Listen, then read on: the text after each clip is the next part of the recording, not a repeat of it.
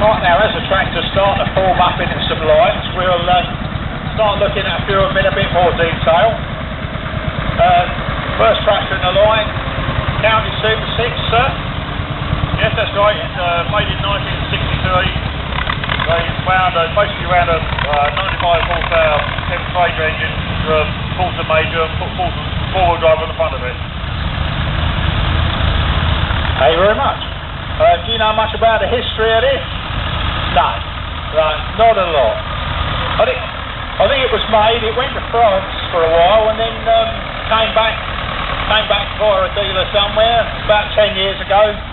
And James has been custodian ever since, and she's still going. Thank you very much, sir.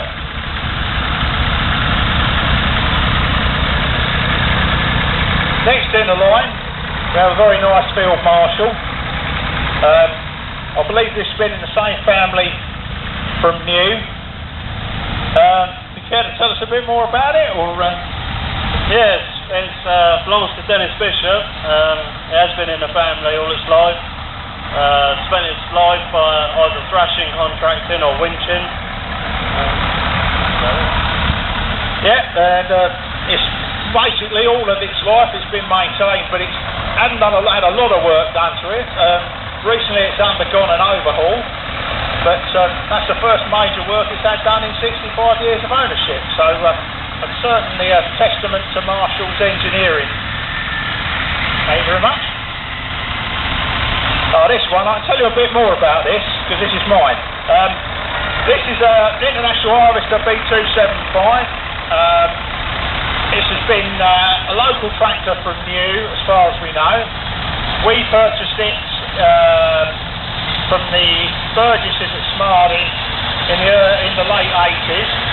We used it briefly for chestnut fencing and bits and bobs around the farm, and then it was laid up for about 20 odd years, and then after my father passed away earlier this year, we decided it was time to get it sorted out. So we did a light recommissioning and some new tyres and rims, and away she went. And we're probably going to leave her in this sort of condition, as it's oily rag condition, as it's known.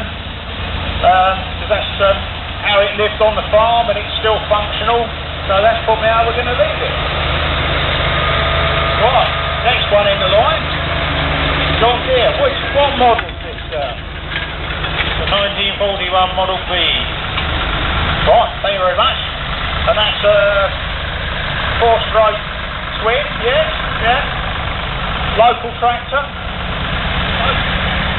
Was sold new to Mr. Homewood at Carey in 1941. So it hasn't been very far?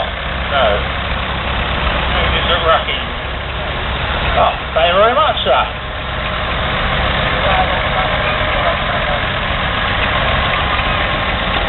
Right, safety officer just asked me, there's a lad on the back of a tractor somewhere, could he get off, please? Back of BYJ.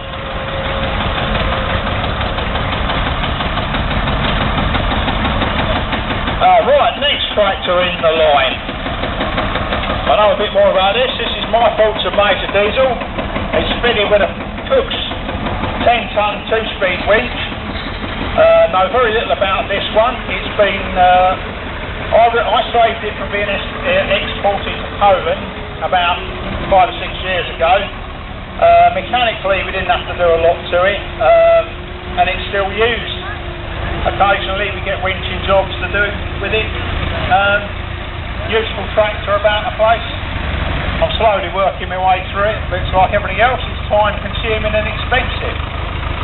We have a nice little Kubota here, no owner, but very nice little small tractor.